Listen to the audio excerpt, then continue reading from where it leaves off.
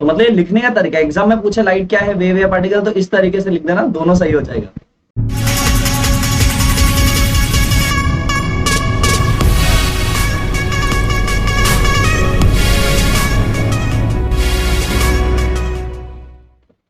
Hello everyone, कैसे हो सब? This is Akshay Upadhyay, welcome back to our channel science madness. So आज हम लोग क्या डिस्कस करने वाले हैं? आज हम लोग पढ़ने वाले हैं कि लाइट एग्जैक्टली है क्या। ठीक है, लाइट तो हमें पढ़ा है, यहाँ पे दिखती है, वहां पे दिखती है, बट लाइट एक्चुअली में है क्या, उसके बारे में आज हम लोग पढ़ने वाले हैं। तो लेट्स सी कि व्हाट इज लाइट। तो अगर सबसे पहला क्वेश्चन मैं आपसे पूछूं कि व्हाट इज लाइट, तो आप क्या कहोगे? आपके दिमाग में पहली चीज क्या आती है? तो जैसे ही लोग बोलते हैं कि सर लाइट तो ये है, दिखा देता है ऐसा कि ये जो सामने दिख रहा है वो लाइट है। हाँ सर, बंद चालू हो रहा है, ये लाइट है। तो क्या ये सच में लाइट है? Answer is no, it is not light, it's a source of light. तो ये जो आपको दिख रहा है ये लाइट ना होते हुए ये सोर्स ऑफ लाइट है, ये सोर्स ऑफ लाइट है। दैट मींस लाइट कुछ और है, ये नहीं है जो हमें लगता है। ये तो वो सोर्स है जहां से लाइट बाहर आ रही है। तो सर आ क्या रहा है, बाहर क्या आ रहा है? तो लाइट एग्जैक्टली है क्या? तो अगर मैं बोलूं, इसे मैं बोलूं सोर्स ऑफ लाइट, क्या डिफरेंट सोर्स ऑफ लाइट हो सकते हैं? जैसे कि अगर आप लोग समझने की कोशिश करो, अगर इस इमेज में यहाँ पे बहुत ही ज्यादा लाइट लाइट लाइट लाइट दिख रहा है, तो ये लाइट कैसे आ रहा है? ओके, ये कहां से आ रहा है? तो यहाँ पे आप बोल सकते हो कि यहाँ का जो सोर्स है, ओके, जो सोर्स है वो सन है। ये सन, जो सोर्स आ रहा है लाइट का, जहां से आ रहा है वो सन से आ रहा है। दैट मीन्स लाइट कहीं से भी आए तो जहां से वो आती है वो सोर्स ऑफ लाइट हो जाती है। वो खुद लाइट नहीं, वो सोर्स ऑफ लाइट है। ओके, तो अगली बार से अगर आप किसी बल्ब को या ट्यूबलाइट को देख के अगर आप बोलते हो कि वो लाइट है, तो लाइट नहीं है, वो सोर्स ऑफ लाइट है। ये फर्स्ट थिंग हो गया। तो डेफिनेशन वाइज अगर देखा जाए तो लाइट क्या है? लाइट और विजिबल लाइट, यहाँ पे एक डेफिनेशन लिखा हुआ है, लाइट और visible light is a electromagnetic radiation. ये एक टाइप का रेडिएशन है। सर रेडिएशन का मतलब जहां से कहीं एनर्जी बाहर निकले उसे रेडिएट करे, उसे बोलते हैं radiation. With in the portion of electromagnetic spectrum, okay, that can be perceived by human आई। मतलब लाइट वो टाइप की एनर्जी है, ओके, वो इलेक्ट्रोमैग्नेटिक रेडिएशन है जो ह्यूमन आई देख सकती है। सर हम लोगों के लिए ये सब नया है, इलेक्ट्रोमैग्नेटिक रेडिएशन नहीं पता, इलेक्ट्रोमैग्नेटिक स्पेक्ट्रम नहीं पता। तो ये लेक्चर एंड होते होते आपको ये चीज क्लियर हो जाएगी। ओके, सो लेट्स सी कि ये इलेक्ट्रोमैग्नेटिक रेडिएशन क्या है, ये इलेक्ट्रोमैग्नेटिक स्पेक्ट्रम क्या है। ठीक है, तो अगर विजिबल लाइट के बारे में सर ने बात की, तो ऐसा भी हो सकता है कि there is invisible light also. जहां पे विजिबल लाइट है वहां पे इनविजिबल लाइट भी हो सकता है, राइट? दैट मींस क्या बोला गया कि ह्यूमन आइज जो स्पेक्ट्रम में, इलेक्ट्रोमैग्नेटिक स्पेक्ट्रम में देख सकती है वो विजिबल लाइट है। तो क्या मैं कह सकता हूं जहां पे हमारी ह्यूमन आइज जिसे नहीं देख सकते, जिसे परसीव नहीं कर सकती, वो इनविजिबल लाइट होगी। अभी के लिए सब कुछ ऐसा बाउंसर बाउंसर जा रहा है सर, नहीं समझ में आ रहा है, बट यही दो डेफिनेशन मैं फिर से शो करूंगा और आपसे पूछूंगा क्या समझा है या नहीं। ओके, समझने की कोशिश करो क्या लिखा हुआ है। Wavelength in the electromagnetic spectrum, एक इलेक्ट्रोमैग्नेटिक स्पेक्ट्रम के अंदर वो वेवलेंथ जो कि बहुत ही छोटे या बहुत ही ज्यादा बड़े हैं हमारे ह्यूमन आई के लिए, कि हमारी ह्यूमन आई नहीं देख पाए, जैसे कि UV rays, infrared light. Okay, अगर विजिबल लाइट के कंपैरिजन में उसका वेवलेंथ बहुत ही कम या बहुत ही ज्यादा है तो हम उसे कहते हैं इनविजिबल लाइट। तो सर ये वेवलेंथ में एक नया टॉपिक आ गया जो कि हमें नहीं पता। लेट्स सी ये वेवलेंथ क्या है। ओके, तो लेट्स प्रोसीड फर्दर। तो अगर मैं लाइट को समझने की कोशिश करूं तो मुझे ये स्टोरी एक समझना चाहिए। ओके, अब इस स्टोरी को, इस इमेज को देखो और ना मैं आपको एक चीज समझाने की कोशिश करता हूं, उसे एक एक करके हम लोग समझेंगे। इस इमेज में ना हमारे पास डिफरेंट डिफरेंट जगहों पर लोगों के आंखों पे पट्टी बांधी हम लोग और उसे इंट्रोड्यूस किया एक एलिफेंट के साथ। तो लोग अलग अलग लोकेशन पे खड़े हैं, ओके, और उस एलिफेंट को देखने की कोशिश कर रहे हैं, उसे टच करके फील करने की कोशिश कर रहे हैं। तो जो पहला बंदा है, लेट अस कॉल इट, यहाँ पे वो उसके दांतों को हाथ लगा के बोलता है कि सर ये तो ना मुझे ऐसा लग रहा है कुछ स्पीयर जैसा है, एक भाले जैसा लग रहा है। तो इसे लग रहा है वो स्पीयर है बिकॉज उसके हाथ पे पट्टी बंदी है, जो उसे हाथ में फील आ रहा है वो बता रहा है।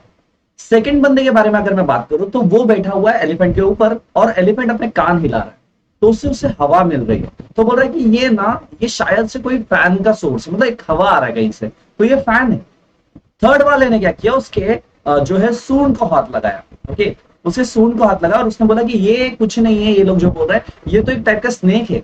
इसने बोला ये एक टाइप का स्नेक है। फिर उसके बाद फोर्थ जो पर्सन है उसने क्या बोला कि उसने उसके पैरों को पकड़ा और बोला, वो पैरों को फील करके बोल रहा है ये एक ट्री है, राइट, ये एक ट्री है। उसके बाद एक पर्सन को बीचों बीच उसके पेट के पास लेके गए थे, उसने क्या कहा कि ये कुछ नहीं है, ये एक वॉल है। और लास्ट वाले पर्सन ने बोला, उसकी पूंछों को पकड़ के बोला कि ये तो एक रोप है। तो अगर मैं पूछूं आप सबसे, 1 2 3 4 5 6 में से कौन रॉन्ग कह रहा है? 1 रॉन्ग है, 2 रॉन्ग है, 3 या 4 या 5 या 6। तो आप सबका आंसर क्या होगा? थोड़ा ना वीडियो को पॉज करके ना आंसर लिखने की कोशिश कर सकते हो। 1 2 3 4 5 6 में से कौन सही है, चलो ये बता दो। सो अगर इसका आंसर आप सबको मिल जा रहा है तो वेरी गुड आंसर, बट अगर नहीं मिल रहा है तो आप हमारे तरह हो, राइट, नॉर्मल पर्सन। क्यों? क्योंकि अपने अपने जगहों पर अपने फ्रेम ऑफ रेफरेंस में सब सही है, सब कुछ सेम है। ओके, मतलब वो सब सही है। दैट मीन्स जो जो चीज को फील कर रहा है, वो जो इमेजिन कर सकता है, वो चीज वो बोल रहा है, जो चीजें उसे सही लगती है उसके फ्रेम में। सिमिलरली अगर हम लोग लाइट के बारे में भी देखें तो लाइट दोनों है। अगर यहां पे क्या लिखा है आप लोग मुझे बताओ। Okay, light is a dash, मैंने बोल दिया, ठीक है। क्या वो पार्टिकल लिखा हुआ है या वेव लिखा हुआ है? तो मेरे ऊपर जो लिखा हुआ है ये statement, light is a wave और पार्टिकल, तो आपको क्या लगता है क्या हो सकता है? तो ये कंफ्यूजन है। मैं पढ़ू तो मुझे वेव भी दिख रहा है, मैं पढ़ू तो मुझे पार्टिकल भी लग रहा है। मैं नॉर्मली अगर उसे रीड करूं तो मुझे पार्टिकल दिखे, अगर लाइन बाय लाइन पढ़ने की कोशिश करो, PARTICLE, राइट। बट अगर हम लोग समझो थोड़ा सा अलग वे में पढ़ने की कोशिश करें इसे with the use of highlighter, चलो, तो ये मुझे एक वेव की तरह दिख रहा है।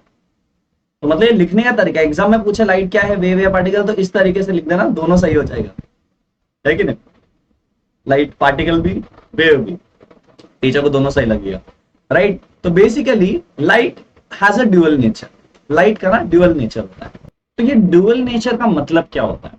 ड्यूअल नेचर का मतलब समटाइम्स लाइट जो है वो पार्टिकल की तरह बिहेव करती है, जिसे दिया गया था न्यूटन की तरफ से। न्यूटन ने बोला था कि पार्टिकल्स की तरह बिहेव करती है हमारी light, okay, in the form of photons वो ट्रैवल करती है basically, okay, packets of energy में। एंड उसके बाद में हाइजेन ने क्या कहा था? हाइजेन ने कहा था नहीं, वो वेव की तरह ट्रैवल करती है। सबके अपने अपने पर्सपेक्टिव थे, ठीक है।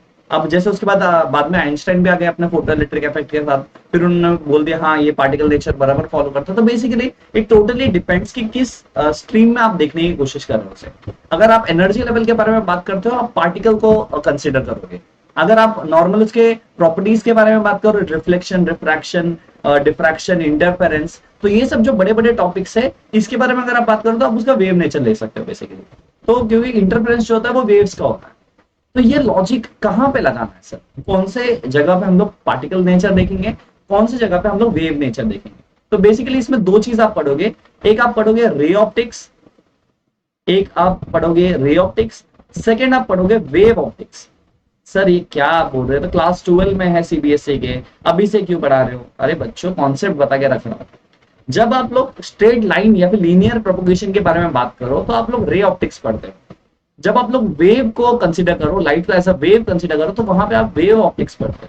तो बेसिकली ये दो डिफरेंस है आपके ऑप्टिक्स को पढ़ने का। सर ये जो वर्ड है ऑप्टिक्स, इसका मतलब क्या है?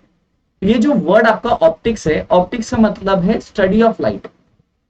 ऑप्टिक्स का मतलब है आपका स्टडी ऑफ लाइट। तो आप बेसिकली स्टडी को जब लाइट को जब पढ़ते हो तो उसे क्या कहते हैं हम लोग? ओके, तब हम कहते हैं उसे कि वो ऑप्टिक्स स्टडी कर रहे हो आप लोग। तो बेसिकली अभी हम लोग ये जो भी लेक्चर में डिस्कस करेंगे, सीरीज में जो भी डिस्कस करेंगे, ये सब हम लोग ऑप्टिक्स के बारे में पढ़ने वाले हैं, राइट।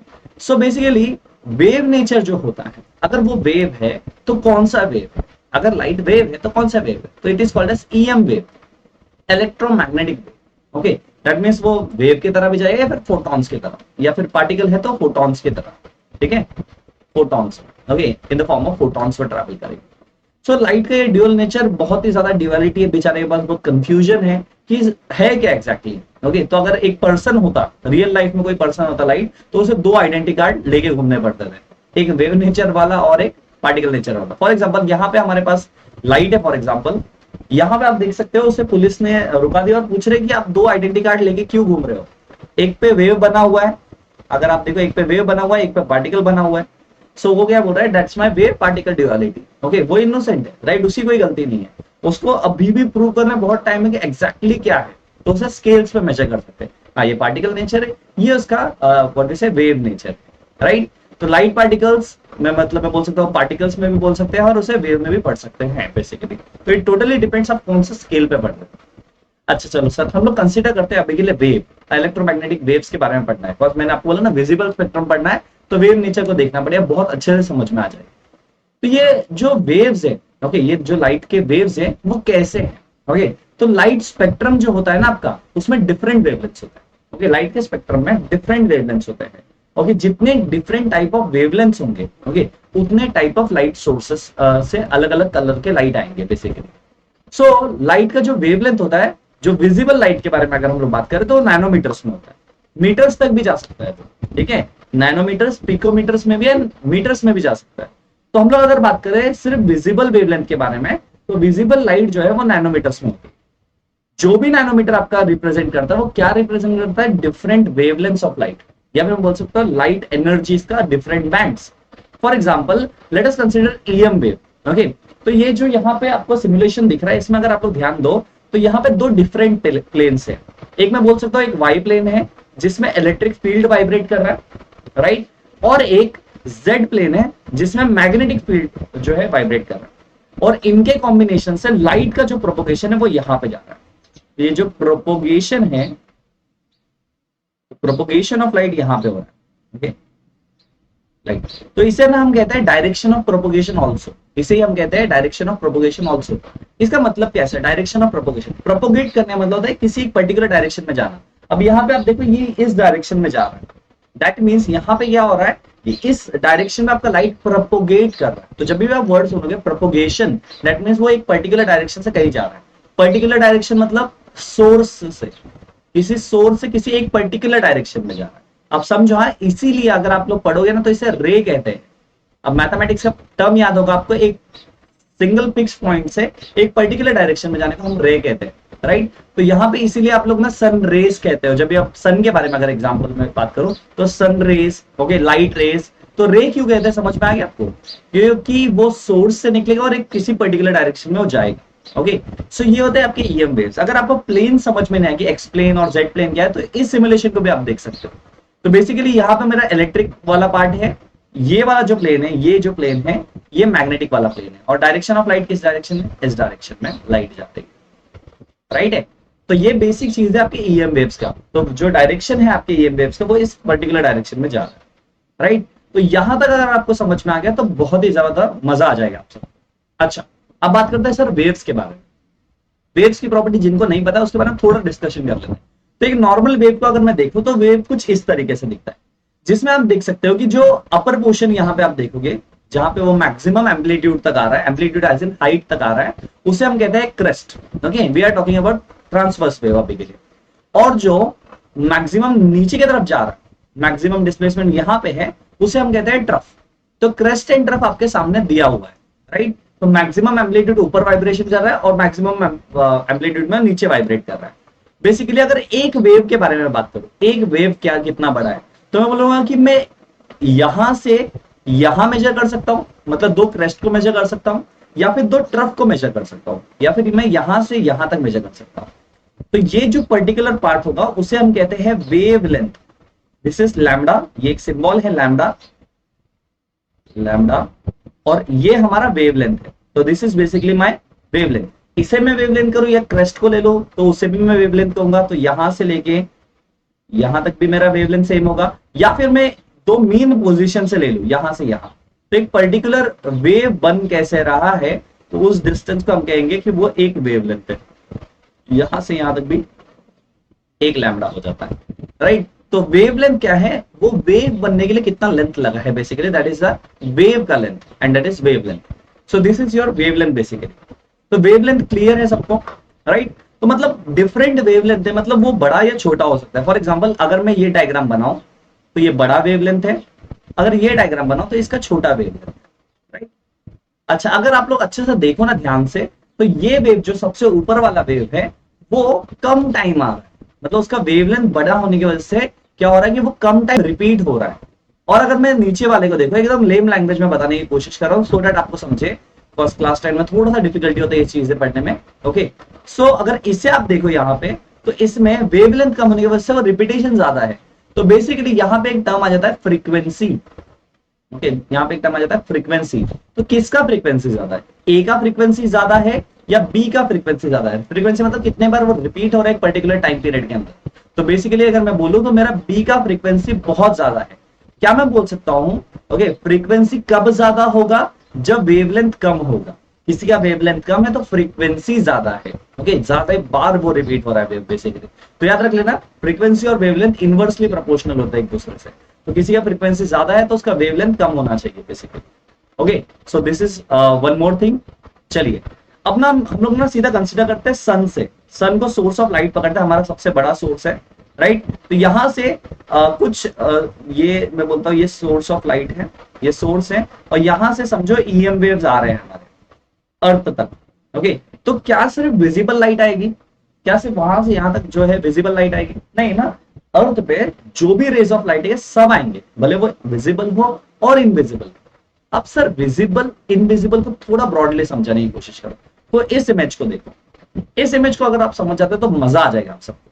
ठीक है, देखिए पहले वाला कौन सा है? पहले वाला जो सबसे बड़ा वेवलेंथ है, I will just show you guys, या सो या तो यहां पे अगर आप देखो तो रेडियो वेव्स सबसे बड़ा वेवलेंथ, मतलब इसका रेंज कहां से देखो 100 मीटर तक, मतलब एक बिल्डिंग की हाइट ऑलमोस्ट। ओके, इतना बड़ा इसका वेवलेंथ होता है। तो इसका वेवलेंथ ज्यादा है तो इसकी फ्रीक्वेंसी कम है। फ्रीक्वेंसी कम है मतलब इसकी एनर्जी लेस होगी, लेस एनर्जी होगी। एंड सिमिलरली जैसे से वेवलेंथ बड़ा होते जाएगा, ओके वेवलेंथ सॉरी छोटा होते जाएगा आगे आगे बढ़ते हुए, तो क्या होगा बेसिकली यहाँ पे अगर मैं छोटा छोटा छोटा कंसीडर करते आऊं तो उसके बाद आता है इंफ्रारेड वेव्स। तो रेडियो वेव्स के कंपैरिजन में इंफ्रारेड वेव्स के जो वेवलेंथ होते हैं वो कम होते हैं। उससे थोड़ा और कम किया जाए तो आ जाता है हमारा यहाँ पे part, and that part is called as visible spectrum. मतलब अगर मैं 700 नैनोमीटर से 400 नैनोमीटर के बीच का वेवलेंथ लूं, ओके कितना बोल रहा हूं, 700 से 400 के बीच का वेवलेंथ लूं, तो वो मेरा विजिबल लाइट है। देखो इतना छोटा सा पार्ट हम लोग देख पाते हैं। तो सोचो विजिबल लाइट कम है और इनविजिबल ज्यादा है, तो मतलब विजिबल से पीछे का और विजिबल के आगे का सबके सब वेवलेंथ इनविजिबल है। तो क्या मैं बोल सकता हूं कि रेडियो वेव्स भी नहीं दिखते मुझे, इंफ्रारेड भी नहीं दिखते, अल्ट्रावायलेट भी नहीं दिखते। अब देखो इससे थोड़ा सा बढ़ाया जाए, 400 से थोड़ा सा बढ़ा दोगे अगर आप, इंक्रीज कर देते तो आते हैं आपके UV rays, UV A B C कोई भी टाइप हो, बट यूवी रेस आ जाते हैं। यूवी रेस का वेवलेंथ अगर मैं कंपेयर करूं हमारे वेवलेंथ से, वो कम होता है 400 से लेस देन। तो लेस देन 400 भी इनविजिबल है, मोर देन 700 भी इनविजिबल है। सिर्फ विजिबल कहां से कहां तक है? 400 नैनोमीटर से लेके ओके 700 नैनोमीटर के बीच। ओके 380 भी अप्रोक्सीमेटली आप ले सकते हो। ओके उससे और छोटा वेवलेंथ किसका है? एक्सरेज का वेवलेंथ है, उससे भी छोटा। ओके उससे छोटा वेवलेंथ किसका है? गैमा रेज का। तो जितना ज्यादा वेवलेंथ कम होगा उसकी फ्रीक्वेंसी बढ़ेगी एंड उसकी इंक्रीज होगी एनर्जी। तो जिसका वेवलेंथ सबसे छोटा है ओके उसकी एनर्जी सबसे ज्यादा है, उतना ज्यादा harmful. Okay are you getting this? तो ये जो स्पेक्ट्रम है इसमें आप समझ सकते हो कि जो इनविजिबल लाइट है वो ज्यादा है as compare to visible light. Invisible light वो वेवलेंथ की लाइट जो हम नहीं देख सकते, विजिबल लाइट वो वेवलेंथ की लाइट जो हम देख सकते हैं। बट हर वेवलेंथ का डिफरेंट कलर होता है, हर वेवलेंथ का डिफरेंट कलर होता है। मतलब मैं बोल सकता हूं कि रेड के पीछे आता है इंफ्रारेड, है ना, आप लोग यहां पे देख सकते हो रेड के पीछे क्या आ रहा है? इंफ्रारेड। इंफ्रारेड मतलब वो इतना ज्यादा रेड है कि हम देख नहीं सकते उसे। Are you getting this? उसका वेवलेंथ ऐसा कुछ स्पेक्ट्रम में फॉल हो रहा है शायद से कि वो इतना ज्यादा रेड है कि हमारी ह्यूमन आई उसे परसीव नहीं कर सकती। सिमिलरली यहां से देखो, यहां पे वायलेट है आपका, यहां पे आपका वायलेट आ रहा है, राइट। अगर आप देखो इसे विब्ग्योर है ये, ओके ओके तो बेसिकली ये विब्ग्योर है आपका। विब्ग्योर आपने देखा होगा रेनबो में, तो ये विब्ग्योर जो है आपका उसमें ये वायलेट है। तो वायलेट से ज्यादा वायलेट कोई है and that is called as ultraviolet, that is UV. इतना ज्यादा वायलेट है कि हम उसे देख नहीं सकते। ये लॉजिक सबसे बेस्ट लॉजिक है अगर आप लोग इसे समझते हो तो विजिबल लाइट इनविजिबल लाइट आपको क्लियर हो जाना चाहिए कि विजिबल लाइट का स्पेक्ट्रम बहुत छोटा है। स्पेक्ट्रम मतलब डिफरेंट वेवलेंथ्स ऑफ लाइट, जितने डिफरेंट वेवलेंथ्स ऑफ लाइट उतना डिफरेंट कलर्स, राइट। जैसे अगर आपने प्रिज्म वाला एक्सपेरिमेंट देखा होगा, ये one of the finest example है। आप पार्टिकल नेचर ले लो या फिर वेव नेचर ले लो, बिकॉज़ दोनों में रिफ्लेक्शन और रिफ्रैक्शन दोनों साथ में होता है, ठीक है। इवन डिस्पर्शन भी चलेगा, राइट। तो आप दोनों ले सकते हो, आप पार्टिकल ले लो, okay it's totally upon you. Okay आप चाहो तो पार्टिकल नेचर ले लो या फिर आप वेव नेचर ले लो, दोनों में देखो स्प्लिटिंग हो रहा है। तो जो इसका वेवलेंथ बड़ा है, रेड का वेवलेंथ बड़ा है, वो ऊपर है, ओके। और अगर वायलेट का देखो तो नीचे है। Indigo, blue, green, yellow, orange and red. तो विब्ग्योर बन रहा है कि नहीं, देखो चेक करो।